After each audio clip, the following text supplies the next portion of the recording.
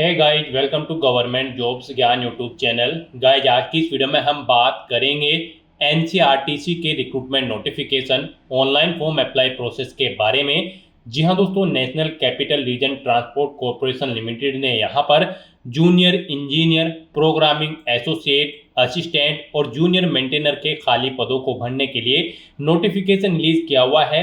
कैसे आप इस भर्ती में पार्टिसिपेट करने के लिए अपने फॉर्म अप्लाई कर सकते हो, स्टेप बाय स्टेप, बिना कोई मिस्टेक किए हुए, इसकी पूरी जानकारी हम आपको रजिस्ट्रेशन से लेकर प्रिंट तक इस वीडियो में देंगे।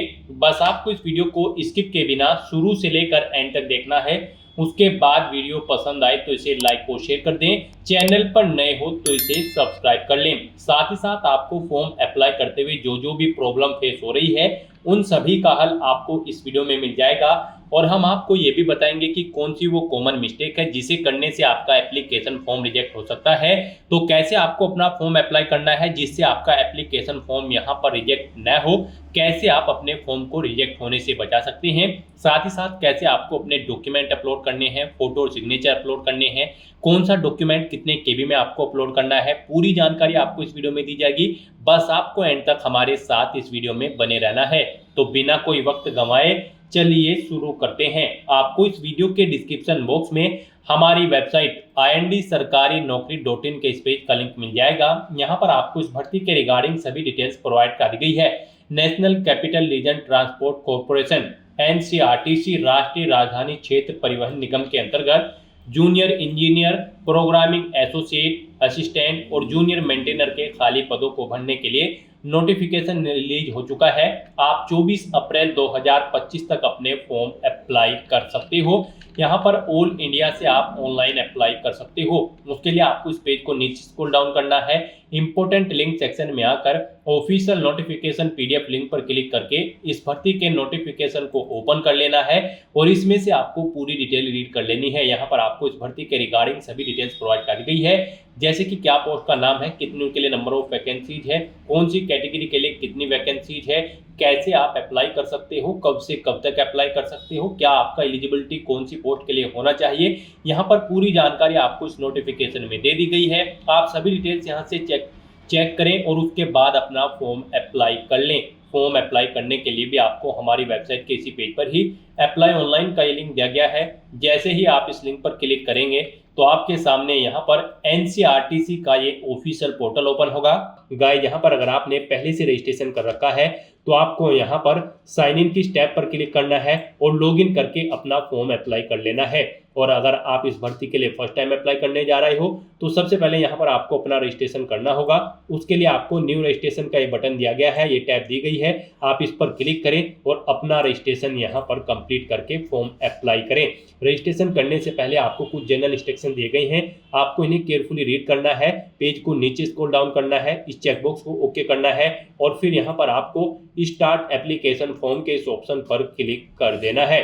उसके बाद यहाँ पर आपके रजिस्ट्रेशन का फॉर्म ओपन हो जाएगा। उसके लिए यहाँ पर सबसे पहले आपको अपना मोबाइल नंबर एंटर करना है। उसके बाद आपको सेंड ओटीपी के इस ऑप्शन पर क्लिक करना है। उसके बाद आपके रजिस्टर्ड मोबाइल नंबर पर एक ओटीपी जाएगा। वो ओटीपी आपको यहाँ पर एंटर करके अपना मोबाइल नंबर वेरीफाई कर लेना है। मोबाइल नंबर वेरीफाई करने के बाद यहाँ पर आपको अपनी ईमेल आईडी एंटर करनी है और उसके लिए भी अब यहाँ पर आपको सेंड ओटीपी के ऑप्शन पर क्लिक करना है। फिर आपकी ईमेल आईडी पर एक ओटीपी जाएगा, वो ओटीपी भी आपको यहाँ पर वेरीफाई कर लेना है। ईमेल आईडी वेरीफाई करने के बाद आपके सामने यहाँ पर आपका फॉर्म स्टार्ट हो जाएगा रजिस्ट्रेशन का। यहाँ पर आने के बाद आपको अपनी पर्सनल डिटेल प्रोवाइड करनी है। सबसे पहले यहाँ पर आपको अपना फर्स्ट नेम एंटर करना है, फिर आपको अपना मिडिल नेम एंटर करना है, उसके बाद लास्ट नेम एंटर करना है।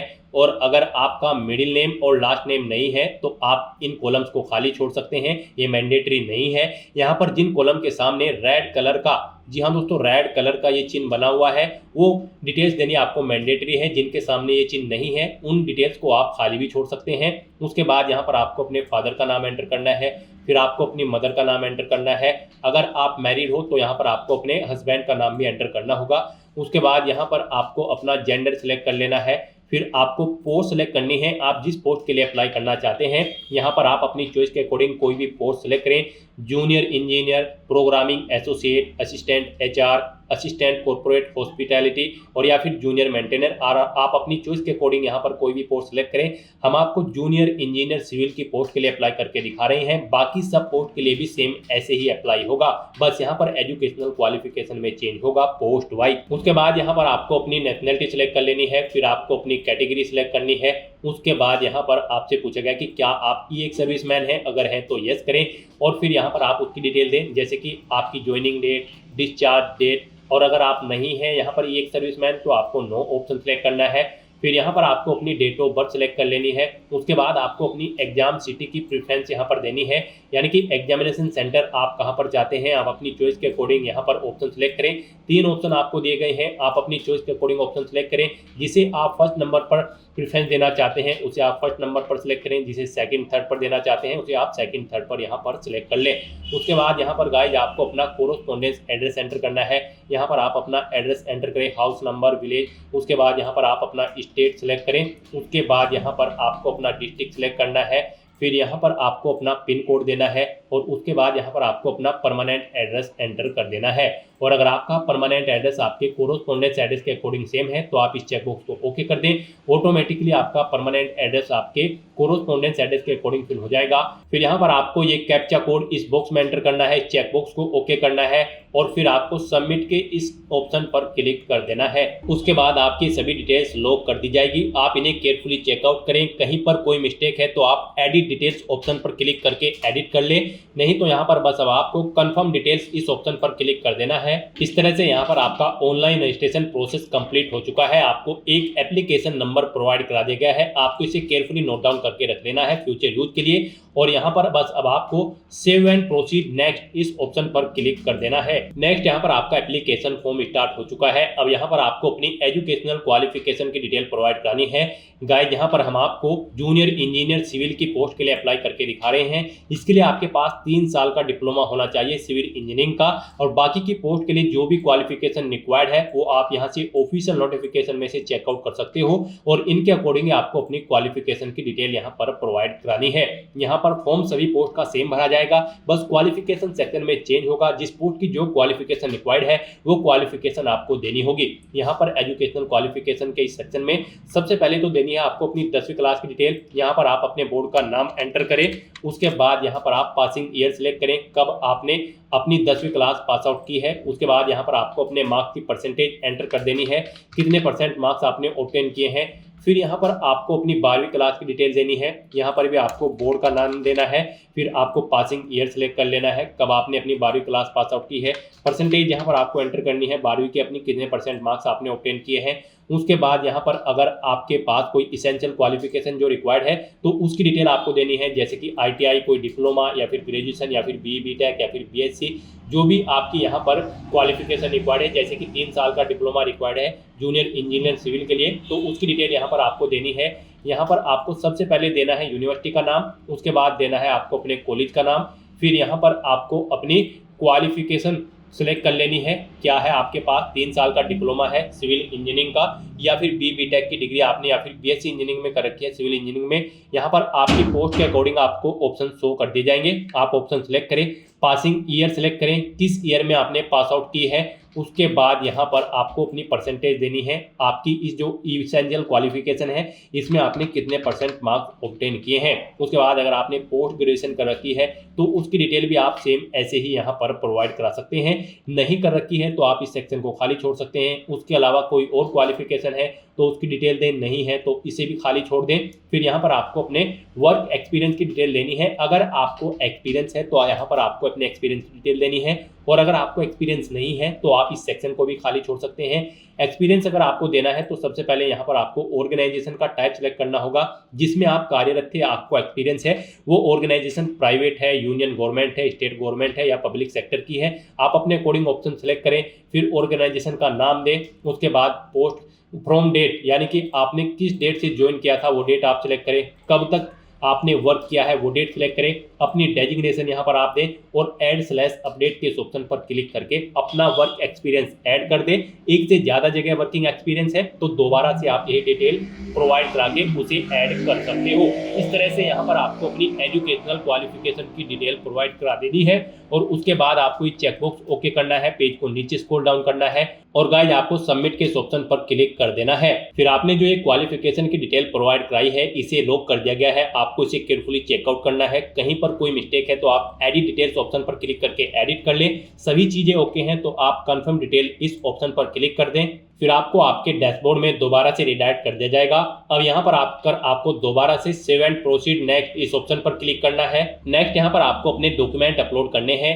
गाइस यहाँ पर आपको अपना फोटो, सिग्नेचर, 10वीं क्लास का सर्टिफिकेट, 12वीं क्लास का सर्टिफिकेट, इसेंशियल क्वालिफिकेशन का सर्टिफिकेट, यानी कि आपने क्वालिफिकेशन में जो भी चीजें प्रोवाइड कराई हैं उनके सर्टिफिकेट यहाँ पर आपको देने होंगे।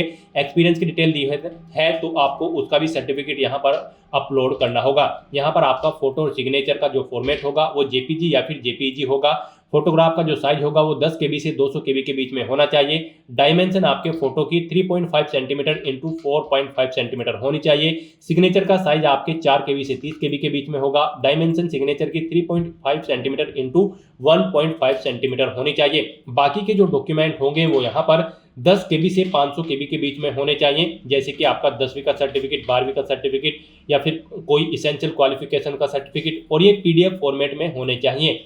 तो यहाँ पर आने के बाद अब आपको सबसे पहले फोटो सेलेक्ट करना है, फिर चूज फाइल बटन पर क्लिक करना है, फाइल को सिलेक्ट कर लेना है और अपलोड बटन पर क्लिक करके अपना फोटो अपलोड कर देना है। ऐसे ही आपको अपने सिग्नेचर, 10वीं क्लास का सर्टिफिकेट, 12वीं क्लास का सर्टिफिकेट, अपने बाकी के डॉक्यूमेंट आपको 1 बाय 1 करके अपलोड कर देने हैं। इस तरह से यहाँ पर आपको अपने डॉक्यूमेंट अपलोड कर देने हैं 1 बाय 1 करके सभी, और उसके बाद आपको यहाँ पर टेबल में आपको व्यू और डिलीट के लिंक मिल जाएंगे। आप व्यू लिंक पर क्लिक करके अपने डॉक्यूमेंट व्यू कर सकते हैं। डिलीट करना चाहते हैं तो आप डिलीट कर सकते हैं। उसके बाद आपको डिक्लेरेशन सेक्शन में आना है, इस चेकबॉक्स को ओके करना है और फिर आपको सबमिट के ऑप्शन पर क्लिक कर देना है।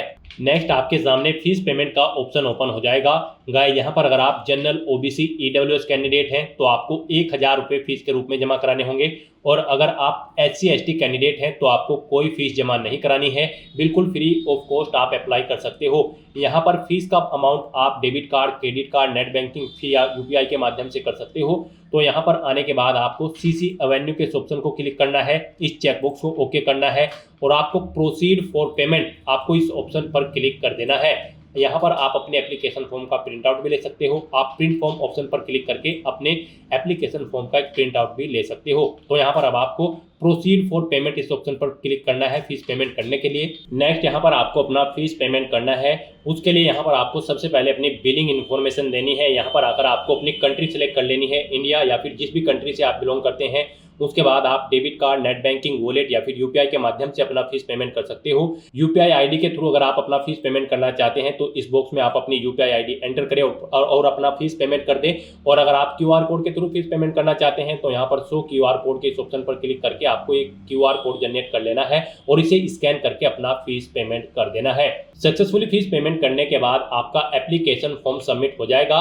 उसके बाद आपको अपने एप्लीकेशन फॉर्म का एक हार्ड कॉपी प्रिंट आउट ले लेना है फ्यूचर यूज के लिए, फ्यूचर रेफरेंस के लिए।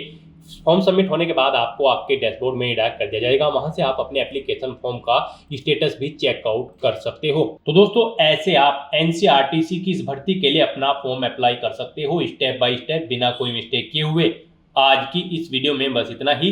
आई होप ये वीडियो आपको पसंद आई होगी। अगर पसंद आई हो तो इसे लाइक और शेयर करें। चैनल पर नए हो तो इसे सब्सक्राइब कर लें। Thanks for watching.